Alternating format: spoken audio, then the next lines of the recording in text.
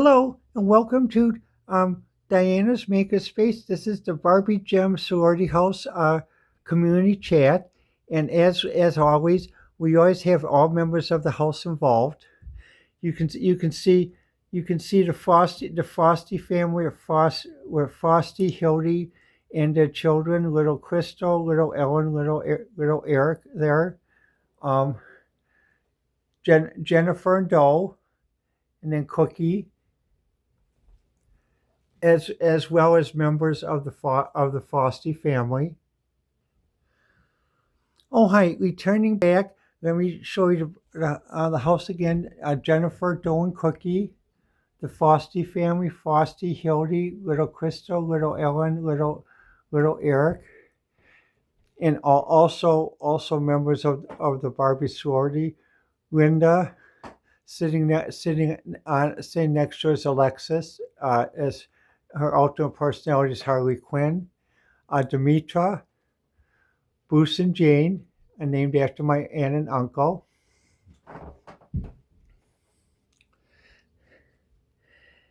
And then Michelle, who's Linda's friend, and Linda and Michelle were friends of mine in grade school. And Robin, named after Robin from the Batman series, but this time Robin is his own person.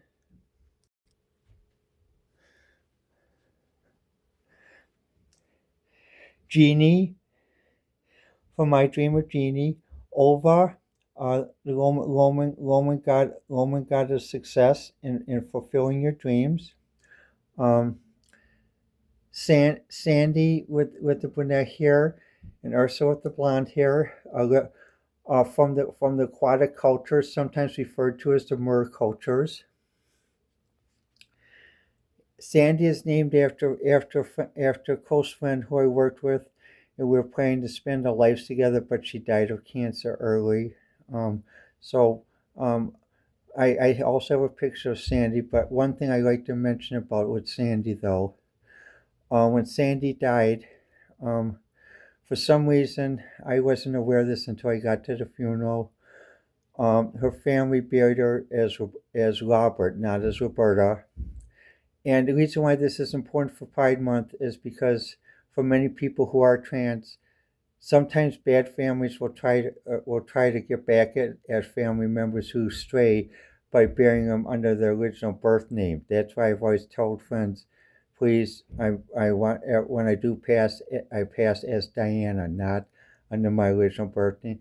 And in Sandy's case, this was done when um, way behind my back, and I didn't know about until I got to the funeral, and I had trouble protesting because I actually needed to ask their family for a ride to get up to the funeral from Kenosha, Janesville, because I was homeless at the time. So again, it was a double squeeze.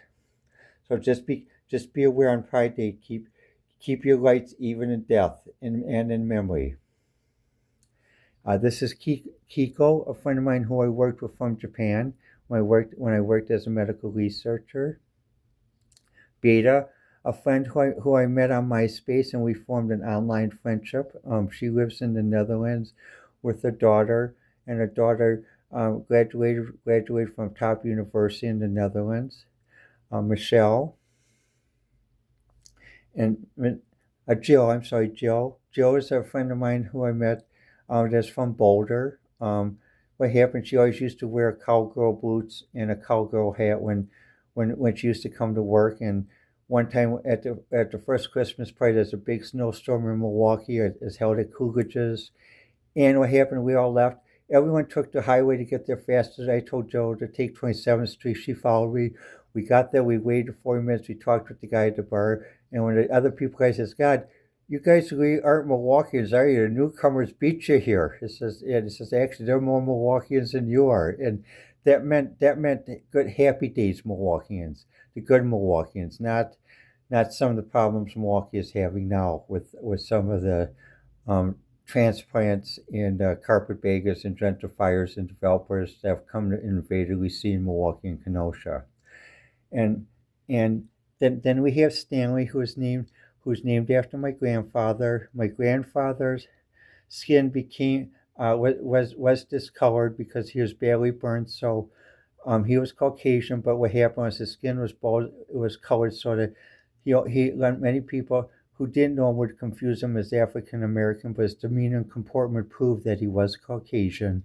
And friends of him understood, but also gave a great understanding for our family because he did run into mean people when he worked at the Motors, who tried to do racial discrimination because of skin color. And luckily, his friends defended him. The union defended him, and the union actually did anti-discrimination policies way before 1965, not the government, but because as a community in that though, and also not um, not basically allowing civil rights to be used as a weapon to um, to basically do reverse racism. That wasn't accepted either in Local 72 as well. And that policy was implemented in 1931 as opposed to 1966. And no reverse racism was allowed or racism was allowed in Local 72. That's the difference between Kenosha unions and Racine, Milwaukee, and Chicago unions. And Anastasia, who's named after my grandmother, her actual name is different, but what happens, she was born in St. Petersburg. Now I guess we name Leningrad, which I can partially understand because of tensions and the failure of the peace Cold War peace era like that. Though, hopefully we can get back to working together as full friends again. I still keep an open mind, and we still watch RT, all of us. Sabrina, who is a musician, who's taking a break with us and staying with us. She's did a lot of tours, and also she's did a lot of causes. Lara, named after a friend of mine who worked at the research park, um, from Milan. And then Mike, a friend of mine who served in the Gulf War, where I met at the research park. And what happened was basically he was married. He was married, and we're going to try to get a Barbie so that he and his wife can be together. Then Hetty and Lucille. Hetty named after my great grandmother. Lucille named after my grandmother. And summer clothes, and also other summer clothes are coming. Karen, named after a friend I worked at the research park. She is my right hand in the FACS lab, fluorescent activated cell sorter lab. Anne Marie, named after one of my grandmother's sisters who died during the Russian Revolution. Daphne, named by both Annette and I together in that though, as representing our child, and among all our child among the Barbie sorority house like that though. Tatiana, um, my grandmother's sister who lived in Kenosha.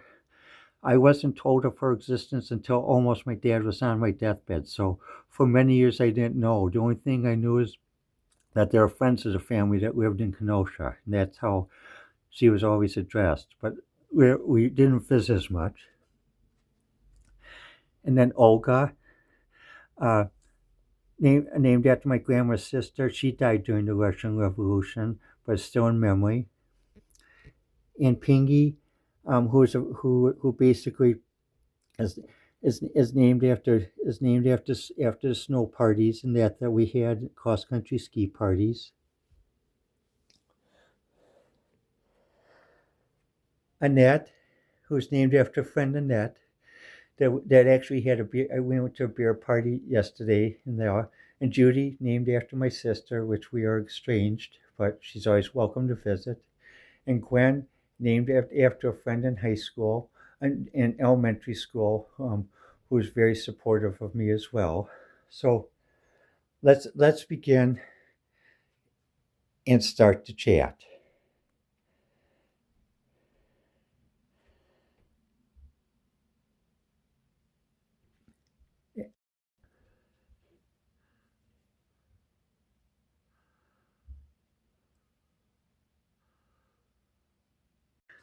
Starting today's chat is about basically some aspects of Pride Month and also some aspects of current society and discussion civility among our society.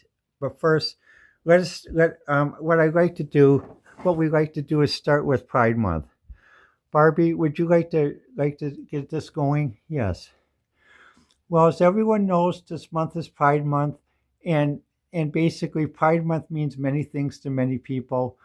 But the most important thing to many people who are Pride Month, especially those who are let's see, bi, trans, and questioning, and plus.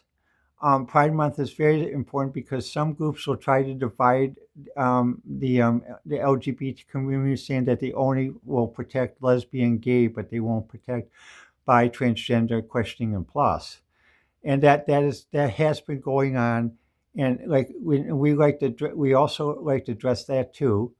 But the main point is first we're going to start with basically employment in that though. So um, with me is I have Diana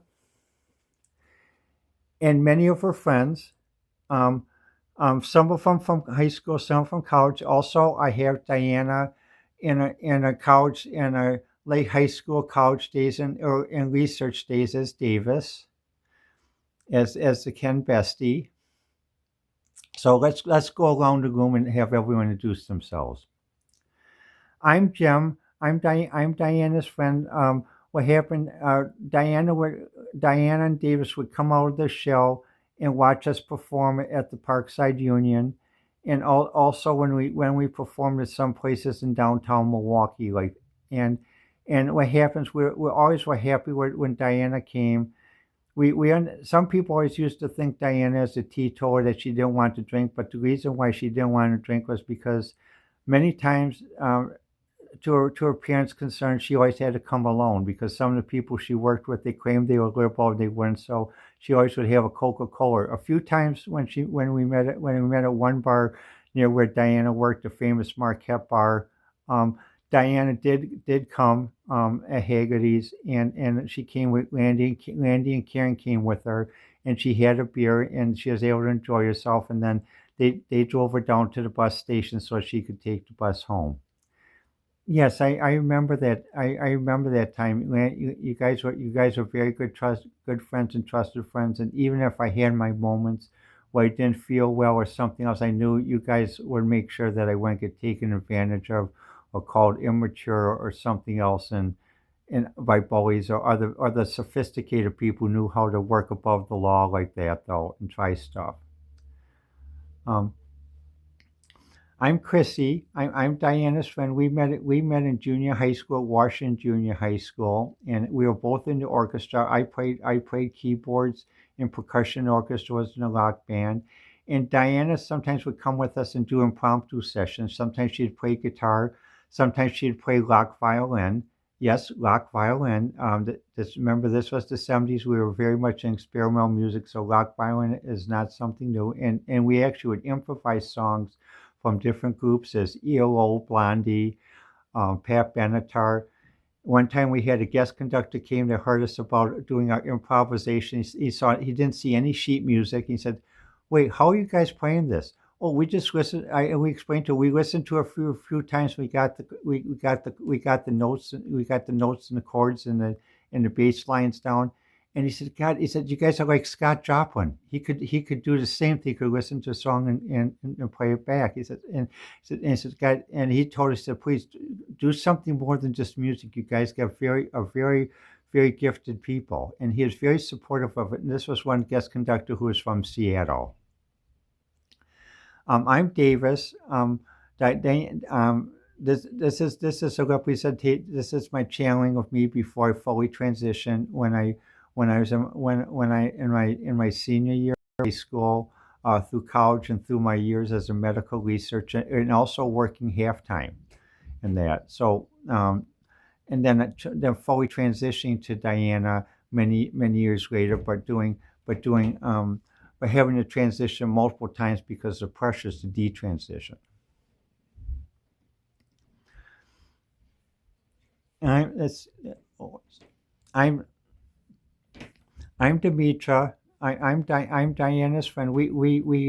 we were friends together. In some ways, some people thought we were dating, but we were very close friends. We talked about different things about our relationship. We were both in pre med, and I understood that Diana, even though Davis, we met Diana's Davis, being transgender. We even talked about surgery, and during our talks, what we talked about was basically. I was studying to be a surgeon, and I looked at some of the medical books, and Davis and I studied some of the medical books as well that Parkside had on transgender Parkside. What happens? We both agreed that basically surgery wasn't the right way because there's too many issues for Davis with surgery due to his medical nature, some medical conditions that I knew about, that many of us knew about Davis even at that time.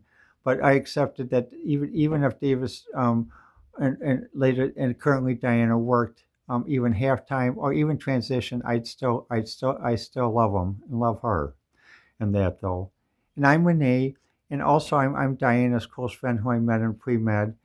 Um, at that time, I was in remission from MS, and I could walk around. And many people in the community didn't understand, well, how could someone have MS and walk around and everything? And Diana, Demetra were very understanding, as well as Chrissy, and we had fun. We went to Union. We played video games. We studied and stuff like that. Though Christy was actually studying computer science at Parkside, so she followed Diana to Parkside and studied computer science and that though, and as well as business. And but what happened was when my MS came back, I had to leave Parkside and go someplace for special treatment. And I'm Peace. And I met Diana. I met Diana as Davis while working as a researcher when Davis was working halftime. And what happened was I was involved in groups that helped with social groups that helped with things, and also with social groups that help with pet protection.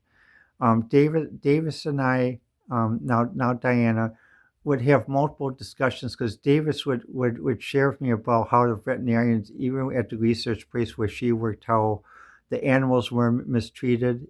And and the four veterinarians that talked with Davis, one of them committed suicide because of how the research animals were treated, and the other two left the area.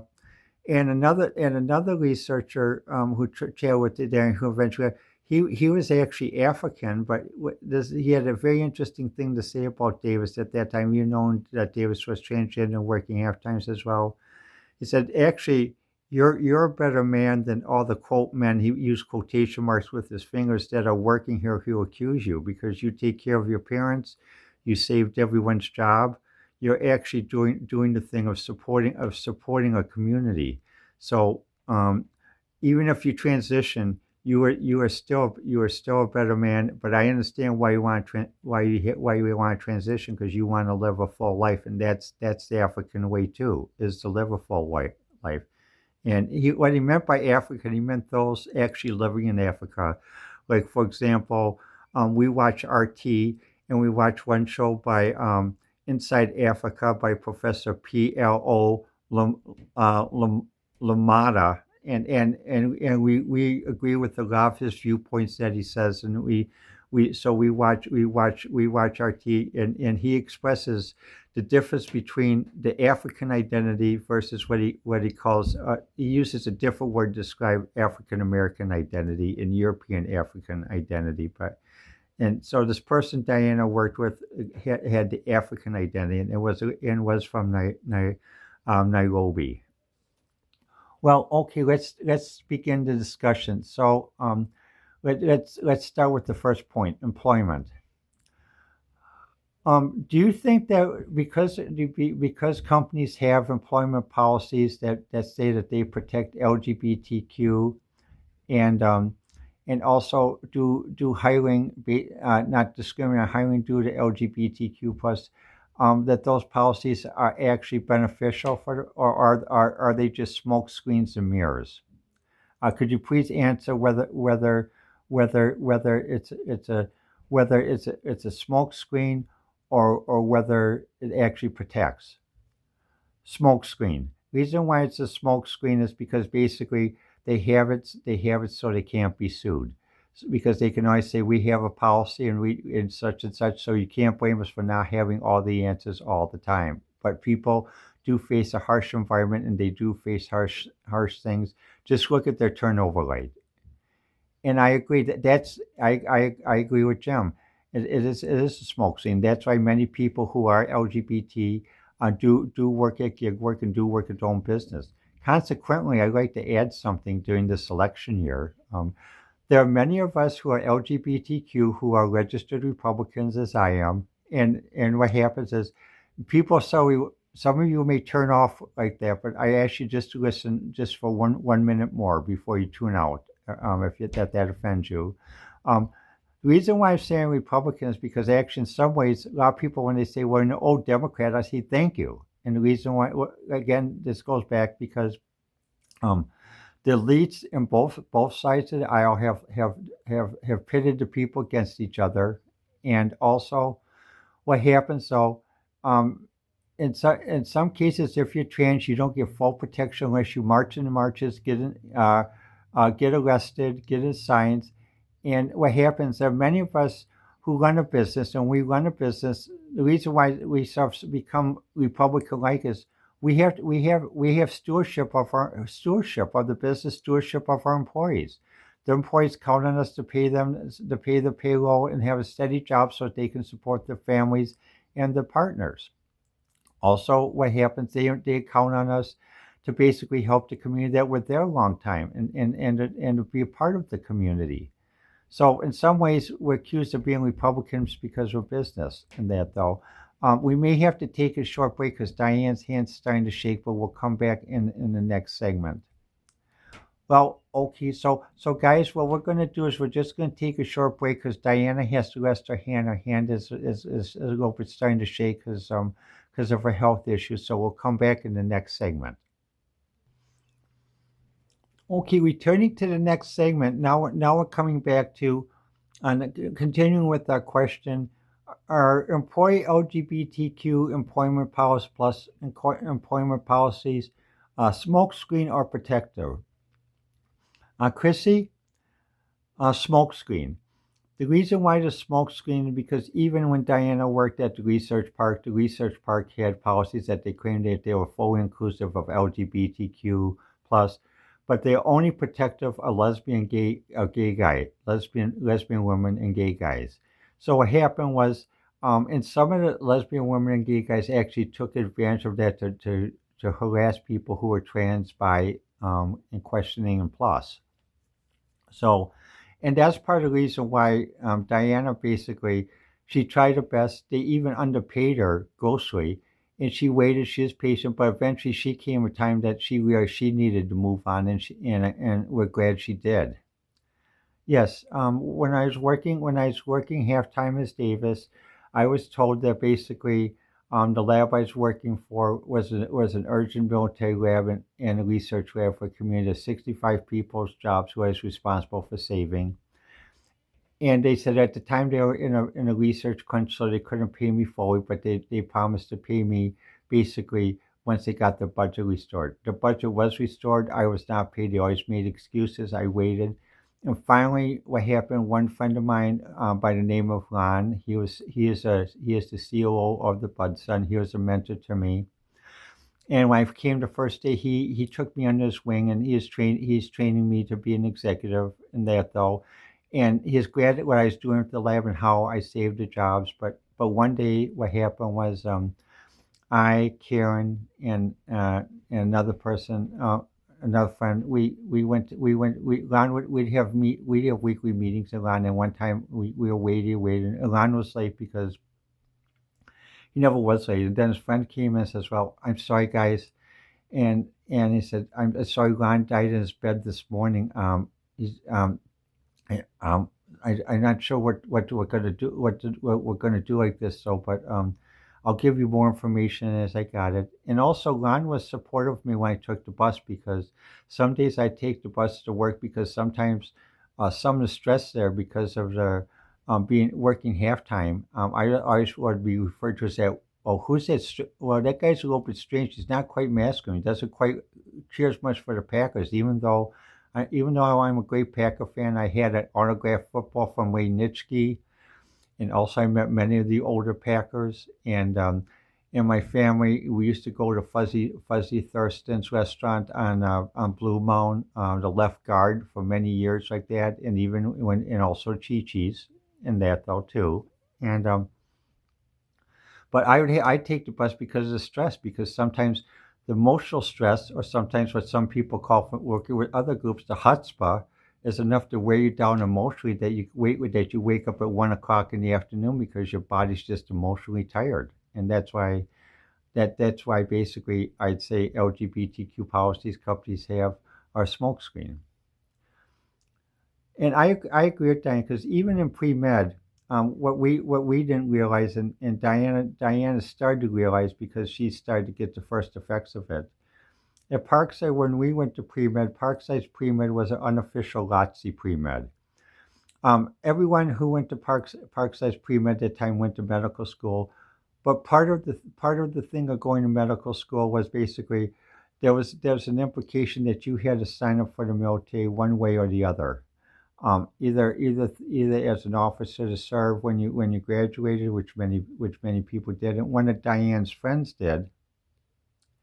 In that though, and what happened? The friend that signed up though, it really hurt Diana, because what happened was they played video games together, and he wasn't originally even planning to go on pre-med. Just one day he needed a ride home, and Diana's family was using the car, so they were late picking up. And then Diana told about what she was saying. Then what happened was then he started to get into it. And then at one point, I just wonder if there's a push come to shove, because what happened was there's a lot of things of trying to deconvert Diana and Davis from being trans, including with this one friend. And then later he went to Madison and stuff like that. Also,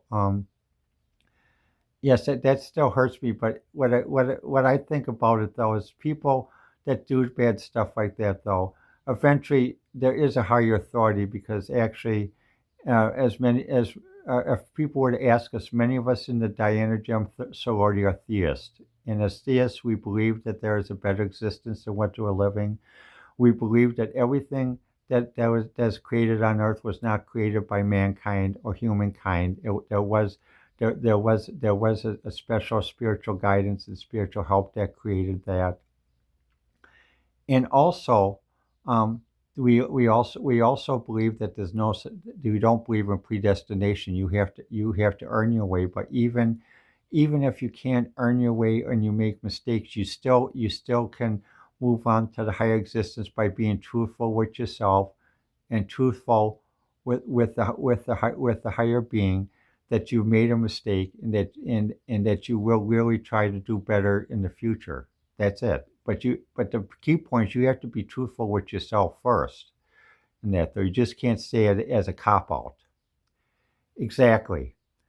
Well, now on the question, I say smoke screen, because even like with me, when I had MS, many of us who have disabilities in the state of Wisconsin and in other states like in California, that Diana met in residency, who had a hearing condition.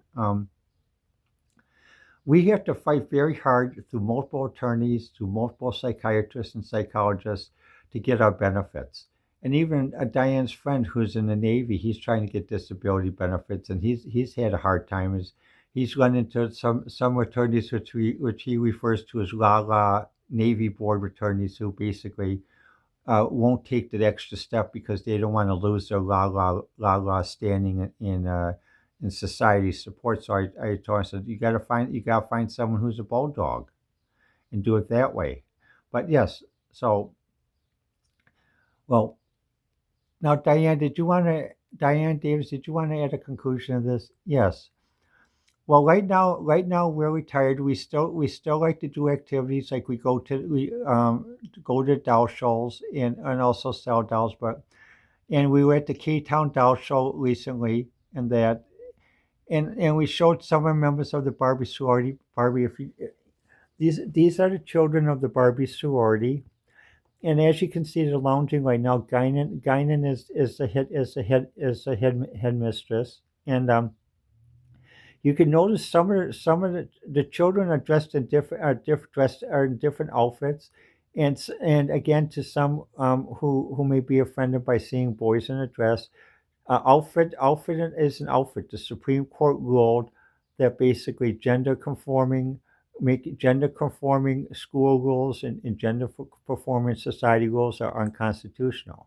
And when we lived in Kenosha, our grandmother would make us summer outfits, like summer dresses and summer skirts, to keep cool and stuff. But again, we are told to stay in certain parts of the neighborhood because Kenosha, like many other cities, is not that sometimes it's not that open even today. So basically, at the Barbie house, we have a completely open atmosphere, and if people are hostile, they're not welcome to visit us at the Barbie Gem house. And what I like to say is basically is um, part of the reason why basically I worked half time for many years is because there were rules that societies where, again, going back to LGBT laws, they used what was called DSM-1, and DSM-1 meant that if you were gay or trans, um, you could actually be committed to a mental hospital because it's considered a mental disease. It's not a mental disease. It's a fact of biology. I'm XXY, which means I'm half male and half female genetically.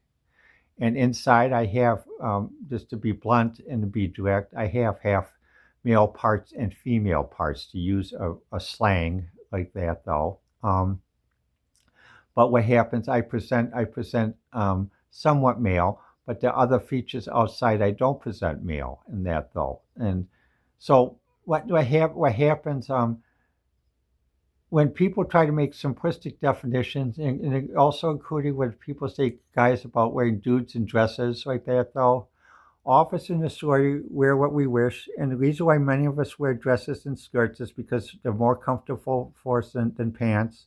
We can walk around. They're cool in the summer because the Barbie's Gem Story House does not have air conditioning, so we dress in clothing that keeps us cool as well. And in the winter, that keeps us comfortable as well, but also stylish.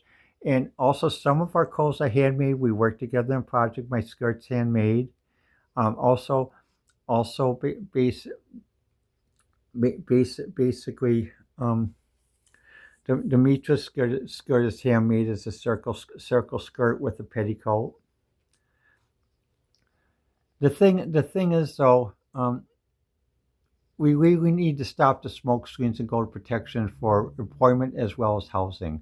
And it's not a matter of just saying, well, you can call social service. We actually need full lawyer protection, and also people who are not in bed, with different businesses or different, and especially developers and realtors in transplants, gentrifiers, because they're the ones that do that we run into the greatest thing. Because there are many times when I applied for apartment before fall transition, and they said, "Well, I support your lifestyle, but the owner doesn't," and it's not a lifestyle. It's not a lifestyle. It's a very direct thing about transitioning, and um, Dave, that's a good point. So that brings us on to the next segment. So why don't we end this segment and then we'll start the next segment. In this next segment, we're going to discuss the issue about transition and detransition. So we'll ask two questions. So we'll start with the hardest question. With both are hard questions, but we'll start a question which has been coming up in the news now, where some people say, well, these people could live a better life if they just detransitioned. Well, is detransitioning really as easy as these people claim it is? So let's start this time with peace.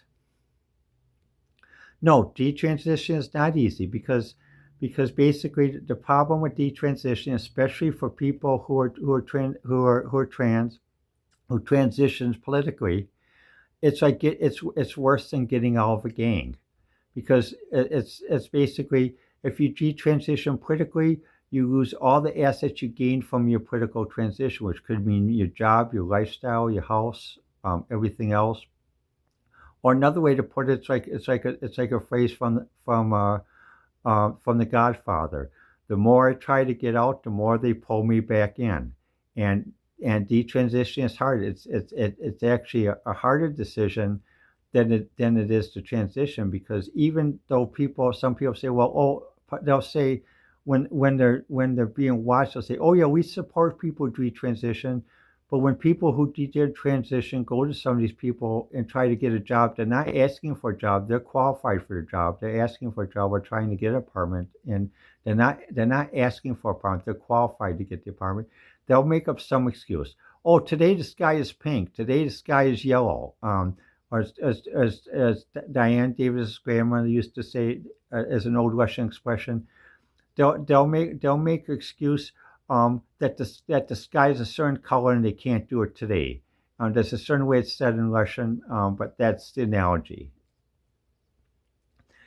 I agree with peace. Basically, it is extremely hard for an interest, even if you're not political, because basically, let me give an example that always is in the back of Diana Davis's mind. Um, let's say someone transitioned who didn't go through the political process. Diane Davis didn't go through the political process. They are, and that's why they always, many people in the Democratic Party are sometimes mad because they say, well, you're not true Democrat, you know. But Diana supports and votes by the person, not by the party. So there's sometimes, like with the local alderman, she voted for the alderman, and that though he's not Republican, but other people in state government who are Democrat, she votes for them, and that though, because she knows the person, not the party. She doesn't vote for the party because she feels the words have been slurred, and also the elites have ruined the aspects of the party system. That's why, in a way, Diana was glad that Donald Trump was elected president as a third party candidate, even though he ran on the Republican ticket. But the thing about detransitioning, let's say someone detransitions and also they lose all their, someone tries to do a squeeze play trying to take away all the assets and all their liabilities, and they have to go in a homeless shelter.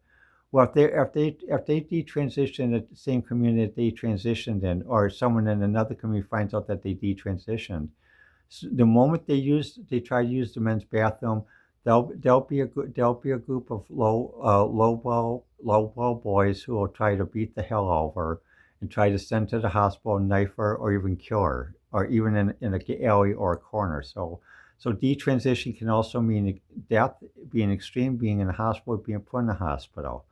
So what happens, even though sometimes transitioning is not a rose garden, it's safer than facing those types of things, having to be by a shelter or having to be by a rough area when you don't have the proper when you don't have access to the proper quality of life, and you're trying to get back into proper access to the quality of life. And I'd like to also add too is that the problem with detransitioning, especially with me basically being a one drop, as the term is. Um, my father was Caucasian, my mother was African American, and also she was um, oh, what's it? She was also she was she was in Indonesian. And so sometimes our minds get blacked out a little bit because this is a very hard topic to talk about. But I remember even at Parkside, I was sometimes tolerated, but I was more accepted because the chancellor we had at Parkside at that time when Davis when they and Christie went was Chancellor Guskin. Chancellor Guskin was a respected member of the Racine Kenosha community, and he didn't just speak about civil rights, or he lived it and practiced it, but he also did another thing what many of the chancellors of Parkside no longer do, and many of these people who talk on civil rights don't do. He actually walked the halls with the students and chat with us. You didn't have to come to his office. You didn't have to make an appointment. He walked the halls, and many times he'd talk with Davis and me, and also he'd have lunch with us, and as with other students. And he'd say, look, don't hold back. Speak freely, like Carl Zimmerman used to say on the old TV6 News. Carl Zimmerman, the true voice of Milwaukee and the true conscience of Milwaukee that's missing today. He'd say, "Speak freely," and we would speak freely. And a lot of times, it wasn't sugar-coated, it wasn't cherried. It was honest. We'd tell him, and and rather than say what most people say, well, I'll look into it and see what I can do, because we all know that that's a cop out. He'd say, okay, well, he said, look, he said, I'm gonna look into it. Are you guys available this afternoon to stop by sometime? Yeah. He said, okay, well, when you get a moment from class to stop by, just stop in my office. I'll let my executive assistant know, so to let you in right away, because I know you guys are on a tight schedule because you're carrying 18 to 21 credits. So, and what happens? He did that with other students. He always made time for us, and he always walked the halls. He came in the dining halls. Actually, um, Diana's actually crying right now, so I'll just end it that way, because it brings back a happy memory that does cause tears, because he was so caring. He was actually like the uncle. Like the uncle that many of us wish we had when we attended university.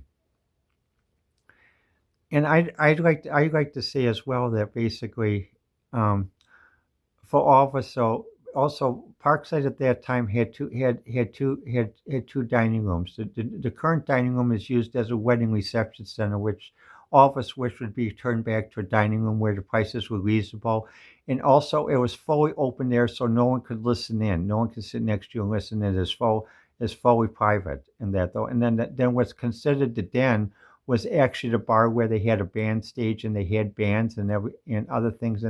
And one time, I'll let Diana explain, but one time when he talked with a younger student. Yes, and that's a Diane, could you go into that as well as the question? Yes. Well, um, I'll go into this first with the younger student. One time I was at the library, I was talking with a friend of mine, and he knew me pre-transition as Davis, and even now transition as Diana. And I was talking with one of the students, and she has a young girl, and well, what was school like for you guys? He says, here it's just all straight. He says, Doctor such and such. I said, she said she is in pre-med. She says, and I asked, I said, well, how do you like pre-med club? Well, basically, we just prepare for tests for MCAT. You mean you don't have speakers? You don't have an ice cream social? You don't have people come?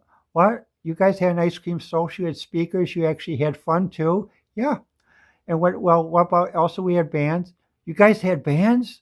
Really? Friday and Saturday nights we had bands at Parkside. We had the Violent Femmes that would come at Parkside perform on a regular basis, like that though. Yes, that's very important. That's very important, and that's also part of LGBTQ as well.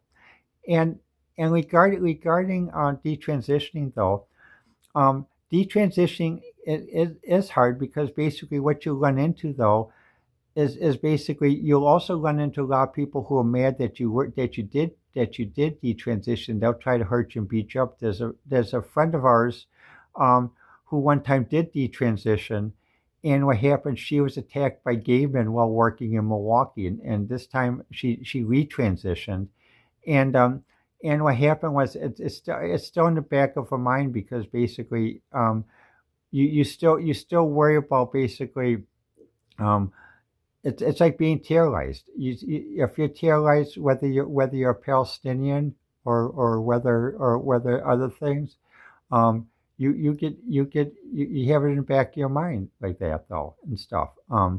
And also especially if you're terrorized due to religious wars or ethnocentricity, and that though that hurts too. And detransition is very hard. That's part of the reason why with Diana and Davis, guys, I'm sorry I used the third person. I didn't know how quite to express it, but that's part of the reason why they also supported music, and why we supported them as musicians, because as musicians we realize there are many different genres, there's many types of music. And also, some people don't realize that for for a long time, up to the 17th century, the only music that the church really wanted was just church music. They didn't want any type of popular music. And Bach, Bach, Corelli, um, uh, um, another other classical artists fought to make popular music outside of the church, and that's why the concert halls were built, and also outdoor concert stages, and why Mozart also made many of his operas in the native language outside of Italian, because he considered that the church language for opera, so that's why operas were also sung in other languages too, and made on common themes and common sets. So what happens, music is important, and but even in the music industry it's very hard for people to come out and detransition, because there are many artists in the 80s who were LGBTQ, and they couldn't come out till many years later, and also many artists who are Republicans that couldn't come out till many years later because of perception that basically if you're LGBTQ you're a Democrat, and you're only supposed to vote Democrat because if you don't you're hurting yourself and you're hurting others. Well, actually, the Republican Party has been in some ways more supportive of LGBTQ than the Democratic Party. The Republican Party, many of us have never been asked to march, to hold a sign, march in a march, participate in protests, get arrested. What happens is we haven't been asked to do anything. The only once in a while we're kept informed. We get newsletters, and sometimes sometimes we write letters, but we're never told to write a letter. It's always if we write a letter to a congressman or a representative, we write it on our own behalf. And that's an important point. Is that basically people need to understand about transitioning and detransitioning. So now we'll take a break, and now we'll come back in the next segment and talk about the transitioning. Now we're back, and now we'll go with the session talking about transitioning. So this time, what I like to do is ask Diana and Davis's friends first, and then have Diana and Davis comment later. Is that okay with you guys? Yes, that's okay. That's okay with me. That's okay with me. Okay. So Jem, would you like to start out? Yes. Well, transitioning, I've known from friends, and also knowing Diana and Davis has been very hard. Diana Davis had to transition 3 times before she could fully transition because she was stopped. And partially at one time she was stopped because she had a bad psychiatrist that also tried to hypnotize her into doing detransitioning in that though. And she had to break the hypnosis and find a different psychiatrist. And then also in the graduate school, she had to find a different counselor, and the counselor who worked with her was very good because she was pagan, and she was studying the Salem witch trials as her dissertation. So, and knowing, and when Diana shared with us, she has raised First Congregation, which to most people don't understand is actually Puritan, but it's the second wing of the Puritan Church, because First Congregations broke away from the Puritan Church after the Salem witch trials because of the abuse that the Puritans did to those accused of witches. And that though, because the Puritans were actually the ones who defended those who were accused of witches and protected them and allowed them to live their life, even sometimes reselling someplace else so they could live in safety. And with transitioning too, even in pre-med though, Diana had sympathetic professors in the English department at Parkside, 2 professors that were very sympathetic. Professors Gray and Volpat, actually at Parkside, the teaching ward is named after Professor Gray and Professor Volpan. They're very understanding. And the other thing about transitioning too is sometimes when you transition and you have to live and work half time, sometimes some of your speaking mannerisms are different because you always have to guard what you say depending on who you're talking to and who's around you. And the other problem with Diana, though, Diana was raised, as many of us were raised, in a multicultural family. So our grandparents spoke other languages other than English. Diana's grandparents spoke French, German, Polish, and Russian. And what happened was Diana's grandparents and parents agreed to her not to teach her Polish because of difficulties she is already having speaking. But what happens, due to both the grandfathers being inventors, and her step grandfather, Grandpa Frank, who graduated from the Sorbonne in physics in the 1930s, and actually was almost kidnapped by the Nazis to work on their atomic program, was encouraged to learn to speak and learn French to lead scientific correspondence as well as German. So when Diana even speaks today, you can sense that a lot of people say, well, she's speaking English, but she's speaking English as speaking it in French, and that's because her mind thinks in French rather than in English. But many people don't understand, and Diana Davis don't try to explain it because some people are very close-minded, and their opinions are their facts, and they're always right. So and that's why sometimes Diana sleeps till 1 in the morning, 1 in the afternoon, because some of the emotional chutzpah and some of the aggressive egotism and one-sidedness and people thinking their opinions are facts wears it down emotionally in that, though. So that's why we're glad she's able to get up at 1 o'clock today so we can do this and let people know. And I'd say that I agree. I say the same thing, just what Chrissy said in that, though, too, because even with me basically being one drop in that, though, as I mentioned before, in multi ways, I ran into things where I had to correspond to a certain cultural attitude. Even at Parkside at that time, I know Parkside was more open minded than it was today. It still was very very racist. And what happened was sometimes it also reason why I didn't go to UWM, which is a multicultural, because UWM is reverse racist, which is just as bad. Tokenism, reverse racism, tokenism, even tokenism DEI is even worse than that, though. So what happens? That's part of the reason why in transition I can understand why Diana had to do it multiple times, because the one time she wanted to do it prior to 1995, one person asked her to watch on PBS Breaking the Code about Alan Turing, who's a civilian medical researcher, and he worked during World War II to develop the Enigma, which broke the codes for the Enigma as well as the Shark. There are two machines, and the Shark was a five-wheel machine, which is more complex compared to a three-wheel machine, but also had a tape reader, and actually was almost equivalent of a 1940s laptop computer, based upon that then. But what happened, his reward was after the war when one day he went out to a bar and when someone from the local community tried to test him and tried to trap him, um, basically he got the book thrown at him by the British government.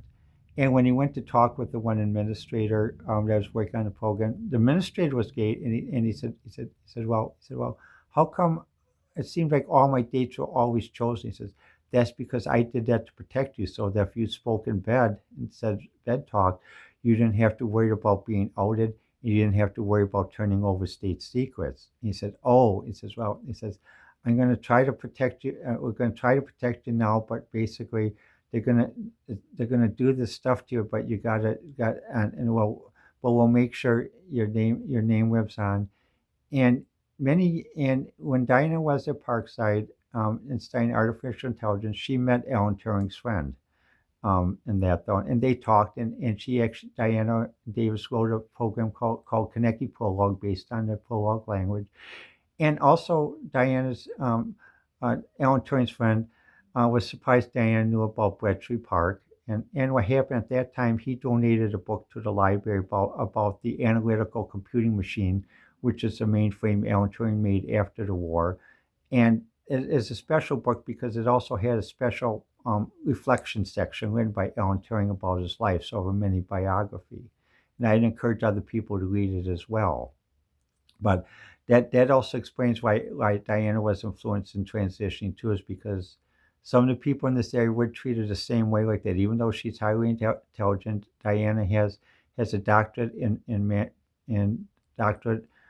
doctorate in business management, or organizational management, business psychologist, MBA, 2 years of medical school, 2 years of legal school, bachelor's of science in pre-med, applied computer science, biology, biomedical instrumentation, as well as additional training as medical research and civilian medical researcher, worked Air Force, Navy. You can see a mouthful. But what happens is when she runs into bad people, all that doesn't mean anything. It doesn't mean shit. They'll try to throw in the sewer. They'll try to basically do everything, and they'll even talk behind her back, trying to make her nervous and other stuff. Renee, I'm sorry. Could you take over? Yes. Um, I would like to say too that basically that's part of the reason why for those transitioning, even when Diana advised one student to transition, Diana explained to the student it's not a bed of roses. It's a very deliberate decision to transition because what happens, you have to transition fully. It's a committed step. You can return to transition, but we mentioned about the difficulties in the previous segment. But when you do transition, you're going to have to transition basically with your heart, your mind, your spirit, and your courage. Because the thing is, when you do transition, although many communities who are liberal will say they'll help, but Diana remembers many times a few years ago, even like one time when she was homeless and she was at McDonald's and a storm came and she had to leave McDonald's, and she was walking to a place to get shelter from the storm. She was walking, and there are a group of liberals driving by in their cars, and they are laughing at her, saying, "See, if you anti-transition, we would help you. We would do this and this and this, and if you weren't a Republican, we would help you." Well, finally, what happened was Diana was almost there, and what happened? One person who was Republican and Christian saw that she was shivering. She almost would have died that night if it wasn't for her help. And he said, "Look," she said, would you, I can help you. I know you don't know me. Here's my driver's license. You can take a picture of it with your phone. Um, would you be willing to stay with me tonight? Because you're shivering, you're cold. I don't want you to die because you're shivering and cold because you had so much rain dumped upon you. In those, and Diane, and she formed a friendship, and they actually would talk in common council together, work on different issues in the city of Kenosha. But Diana was helped more by Christians and Republicans who are actually people rather than liberal Democrats who said that they supported LGBTQ. Um, Barbie, I was wondering, could we bring one of Diana's friends on that Diana knew a few years ago that she tutored? I think this is important for her to speak to. Oh yes, let's do that. Let's just take a break and get the set. So we'll bring Diana's friend from a few years ago. On the set, we're joined by Diana's friend Monisha. She's sitting right next to Peace. And what happens? Basically, Monisha is a friend Diana met in the shelter, and also she was going to Parkside, and she tutored her in calculus and mathematics. But Monisha, I was just wondering regarding the transition.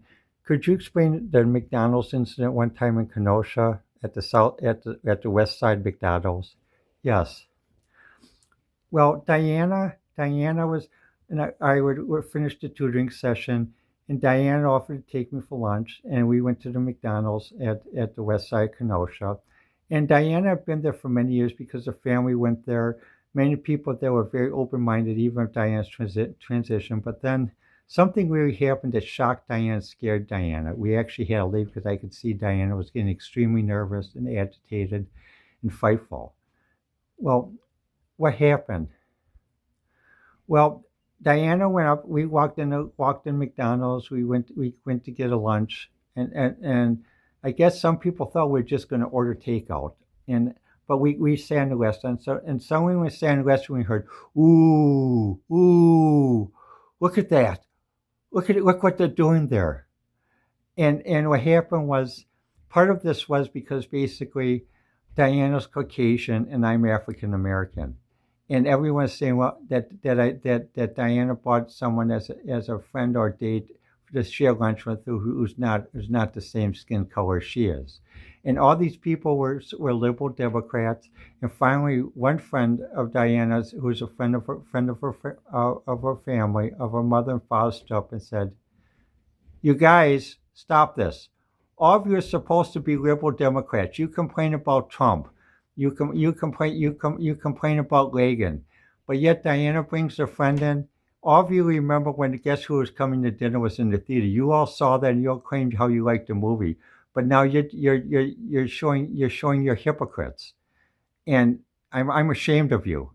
And Diana should be ashamed of you too, but she's too polite to say it.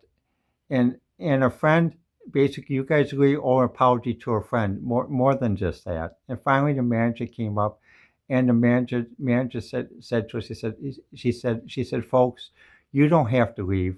I'm asking those people to leave, and she had them leave. And what happened was basically she gave us the money back for our lunch and said, you're always welcome here. We'll get you can says here, we're sorry this happened. This won't happen again. But the thing is, what happens, people are hypocritical. And especially when you transition, you have to be a very tough skin because you really learn who your friends are. You learn who the hypocrite is. You can't go by labels. You can't go by Democrat, Republican, or other or something else.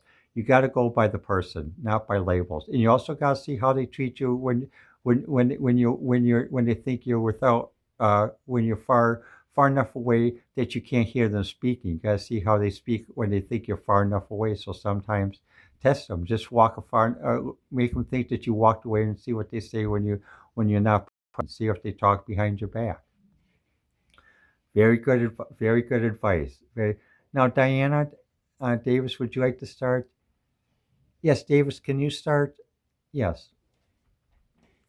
Well, what Manisha said is true, and also even when I was in my college age when I was dating, part of the reason why I'm not married is because everyone I dated, basically was scared off or something by basically my aunt sorority sisters.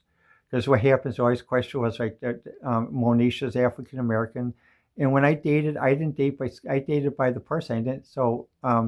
Demetra and I were dating at one time, and they said, and some of my aunts always says, well, if you guys date, you get married, you're gonna have black babies. You're gonna depurify the race and your kids are gonna be teased and every. I said, well, we're gonna live in an area that's progressive, that the kids won't be teased, they'll be properly educated, and that everyone will accept them, and no one doesn't have these backward feelings in that though. And that's true. Diana has always held that.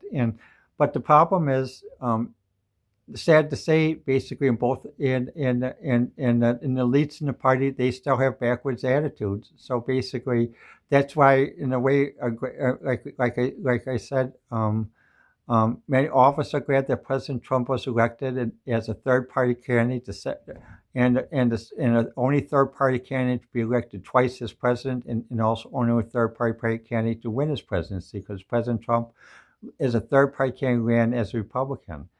And even people who the elites call MAGA, many of the MAGA people also support us, because when we were up north, and we were talking, we visited Dale and Lowe's, good friends of ours. Both of them have passed away recently, and they lived in Plainfield, which is in northern Wisconsin, which to many of the elites in the Democratic Party is the Netherlands of Wisconsin, because it's north of Milwaukee and north of Madison. The easiest way to think of how to ask someone if they really understand Wisconsin, just ask them what State Highway 21 is. Because the easiest way you get up to Plainfield from I-94 is you take 94, the 45, the State Highway 21, connecting on the State Highway 73, which is fast, then taking 94, and then taking 39 up, because you're taking the hypotenuse. And so we went to Piggly Wiggly. We were shopping, and what happened? Everyone was talking, and then we went rummaging. That's where Pingy joined us. We got Pingy at rummaging, and we talked with one couple. We saw they had a Trump sign in their yard, and we talked, and I said, well, it's glad to see you have a Trump sign in there, though. I said, where we're from, people are afraid to put it out. We seen in there in Kenosha. He says, oh, guys, how are you guys doing now? And I says, well, we're trying. He says, yeah. I says, I know. But he says, even up here, we can't put the Trump sign on our business, because the liberals from Mass will try to send state people to shut our business down for lack of paperwork and documentation. And I gulped, and I said, yeah. I said, well, keep strong. I says, they realized that I was transgender, that I was originally born male, and then transgender. But to them, it's like, you're a good person. You talk with everybody, work with everybody. You're not asking for handouts. You're surviving on your own, and also you're contributing to the community, and you're living a fuller life. More power to you, and that's the basis of American conservatism, as William F. Buckley said. That you live your own life fully, you live by your own choices, and also you're not beholden to any political party, church, or other power group. And that's and also the first people we talked to were also followers of William of Buckley. Um, Diane, Barbie, yes, thank you, Diane. I know this is very hard to talk about and stuff. I'm glad you guys could all talk about this. And also, we'd like to thank all of you for listening and try to remember, keep an open mind. And also, when you do watch the news media, please remember the news media you're watching is not of the time when we were raised of Walter Cronkite, Edward R. Murrow, David Huntley, David Brinkley. It is biased and it is slanted. So when you listen to a reporter, if a reporter is a Democrat, listening to it, realizing that you're listening from a certain Democrat perspective, or is a Republican, realize you're listening from a Republican. But also, we would encourage you to listen to different things. We watch RT, we watch Newsmax. Sometimes we do watch CBS and we do watch MS Now. We do like Halle Berry on MS Now. That basically NBC made the format change. We do like that she reminds us of a young David Huntley, and she has the potential to be a David Huntley like that though. But please um, check the facts. Just don't be naive and let them spoon feed you. Please, please, please. And before we go, let me let everyone from the Barbie Gem Story House would like to wish you good wishes. Um, Frosty and Hildy family, Gem Dawn Cookie family, um, the Bruce Jane Linda Robin Michelle Alexis Salon, um, my parents' salon with uh with Samantha, Kimbra, Pat, Dawn, and Robin,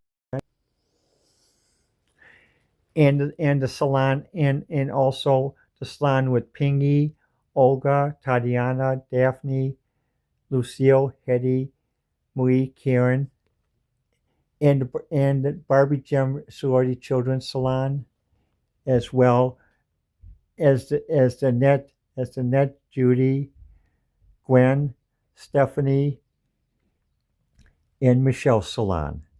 We like to thank you all for watching, and please try to do your best. I know this is a long video.